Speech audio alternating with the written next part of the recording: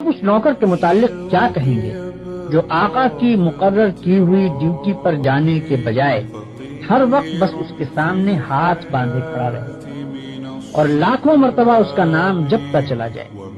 آقا اس سے کہتا ہے کہ جا کر فلاں فلاں آدمیوں کے حق ادا کر، مگر یہ جاتا نہیں، بلکہ وہیں کھڑے کھڑے آقا کو جھک جھک کر 10 سلام کرتا ہے اور پھر ہاتھ باندھ کر کھڑا ہو جاتا ہے۔ آقا اسے حکم دیتا ہے کہ جا اور فلاں فلاں خرابیوں کو مٹا دے، مگر یہ 1 انچ وہاں سے نہیں ہٹتا اور سجدے پر سجدے کیے چلا جاتا ہے۔ آقا حکم دیتا ہے کہ چور کا ہاتھ کاٹ دے، یہ حکم سن کر بس وہیں کھڑے کھڑے نہایت خوش الہانی کے ساتھ چور کا ہاتھ کاٹ دے، چور کا ہاتھ کاٹ دے 20 مرتبہ پڑھتا رہتا ہے، مگر ایک دفعہ بھی اس نظام حکومت کے قیام کی کوشش نہیں کرتا جس میں چور کا ہاتھ کاٹا جا سکے۔ کیا آپ کہہ سکتے ہیں کہ یہ شخص حقیقت میں آقا کی بندگی کر رہا ہے؟